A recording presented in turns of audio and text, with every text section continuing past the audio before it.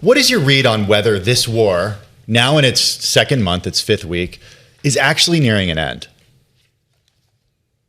Hey, Carol, Tim, great to be here. I think if you walk the dog back, so what's this all about? The end state has always been a non-nuclear threat, Iran. Then how do you get to that? So you either have to defeat a country, you have to surrender to a country, you have to find an off-ramp. And so I think we're still looking for a negotiated off-ramp. I don't think there's any intent at this point to say we're going to defeat Iran in regard to obliterate the nation or its capabilities. Certainly the desire for a supreme leadership authority transition. But the question is that something that can be done in the immediate future? Is that something that's going to be done down the road based on the Iranian people's reaction? Can it be done without ground troops, without boots on the ground from the U.S. and Iran? I don't think it can be done with ground troops. I don't see this being going into Iraq, with 300,000, 500,000 ground troops. I don't see that strategy being what we're pushing for. I see we've positioned sufficient assets to be able to apply additional pressure to create negotiation space to try to get the outcome that we're looking for. So many questions, so many places to go. What I want to go back, though, is what you talked about, the mission of making sure Iran's nuclear capabilities were reduced, gotten rid of completely. Like, that seems to be the main reason, I guess we all assume, that the U.S. and Israel got into this. At the same time, we're reporting that President Trump's willingness to attack adversaries while rattling allies, threatening to push the world into a new nuclear age, with governments debating whether they must get the bomb. The U.S. is assessing a return to atomic bomb tests. China and Russia are upgrading their arsenals. The Atomic Energy Agency, the International Atomic Energy Agency, warning that more nuclear weapons in more countries will not make the world more secure. Are we on the precipice of a new nuclear age, in your view?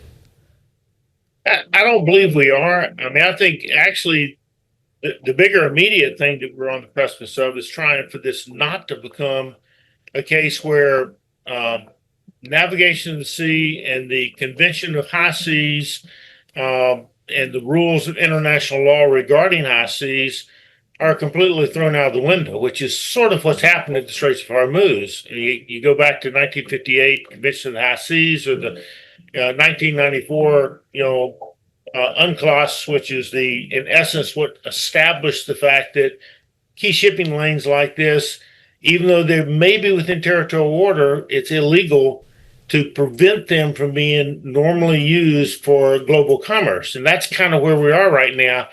And that has certainly escalated things a bit away from the non-nuclear threat Iran objective to say, but at the same time, we need freedom of navigation globally, or the economy really is going to be massively impacted. That's not new for us. We've been doing that for decades. My first involvement of an issue like that was in the 1980s.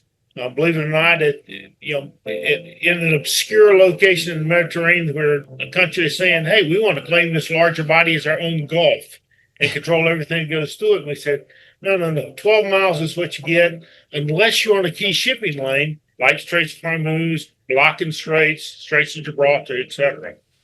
Can the U.S. sufficiently, does the U.S. have the technology or the weaponry or the ability to protect ships without Iran's cooperation through the Strait of Hormuz?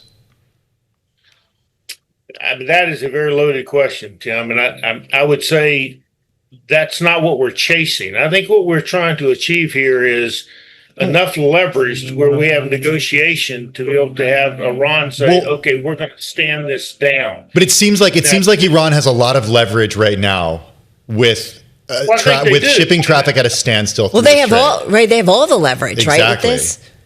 Well, I don't think they have all of it, but they certainly have more than we wanted to have, which is why we've introduced new assets into the theater to say, we need more capability to tip the balance our direction in regard to the threat of what we can do.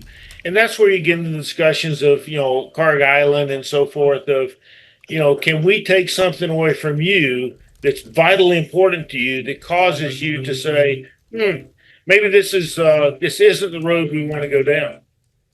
Do you believe, Secretary Scott Bessent told Fox News the U.S. is going to retake the control of Hormuz, ensuring the safe navigation. President Trump has threatened to take Iran's oil. Is that bluster, or do you believe it? I hope it's doable. I mean, I think that's the question that we're all sitting around watching and saying, okay, you have more tools in your kit bag now. You have more capacity and capability to influence Iranians' desire to come to negotiation. This is not the first time the Straits of Hormuz have been at issue. It's not the first time we've been at odds, not just us, but the world at odds with Iran regarding shipping lanes of the Straits of Hormuz. Mm-hmm. You can go back to them laying mines. You can go back. This is the first time it's gotten into this much threat of shooting. And of course, at the end of the day, there's the threat of shooting and sinking ships, but there's a large threat of the cost because of the cost of insurance and the ability for nobody would afford to go through these type of passages, whether it's Bab el-Mandeb Strait or Straits of Hormuz, because insurance costs just go through the ceiling. General Robeson, one of the things, too, that I think about is what's life after? Maybe I'm optimistic that that'll happen sooner rather than later, and you can weigh in on your time frame. But I do think about, is this still, we've had folks say it's an Iran that is going to be even more hell-bent on making sure it has nuclear capabilities when it comes to military weapons. And so I just wonder, are we creating an enemy that is going to be even more difficult going forward, and it may take a few years for their rebuild? Or are we helping to create a Middle East with all of our allies in that region that's more positive going forward? Is that even, I'm just not quite sure which way this goes. In my opinion, the results of what's happened over the last month has created more unity among not just Middle East leadership and Middle East population than we've had in the past. I think it was a strategic error on Iran's part, though they didn't really have a choice. I think they had preset targets, when the Ayatollah was taken out and the communication network went silent and the C2 architecture was dismantled for a while, they immediately turned to their in the box, these are targets we're supposed to attack, and they attacked them. Mm-hmm. And a lot of those were targets that were not at government institutions, but at commercial institutions in their neighboring countries, which I believe played to our hand in regard to a more unified Middle Eastern population saying, wow, this Persian Iran really is a threat that is bigger than what we've even imagined in the past. So I think in that regard, it's improved the status of the Middle East and our relationship. Going to what you're talking about, have we really been able to knock down Iran's nuclear capability or capacity in regard to their development? Well, we certainly have set it back. I don't think we know yet just how far back we've set it, and I don't think we've played every card in the deck yet in how we would set that back. What's an example of a card that you think what's an example of a card you think we still have? I don't know that I would want to speculate on that. I'm not sure that would be helpful. I think the point is that both we, Israel, and now the Middle East, more than ever before, are saying this Iranian nation that we're looking at, this supreme leadership authority, is as unhelpful as we've ever had it. Therefore, how do we transition that to something that's more helpful? So before we wrap up, I'd love to get your thoughts, because President Xi is inviting the leader of Taiwan's largest opposition party to visit China for the first time in a decade, setting up a potential 1 month or meeting 1 month ahead of President Trump's scheduled summit in Beijing. It's just kind of interesting. You just watch kind of the jockeying that's going on around the world. Just interesting. Made us think about, with all that's going on, do you believe that the U.S. is sending messages to Russia and maybe to China especially in terms of their military might and what they are willing to do? I think it's a fascinating thing that's going to develop. I really don't know how that's going to play out. I don't see Taiwan abdicating to China's demands. I don't think Xi will have any leverage to cause Taiwan to say, okay, we're going to be different.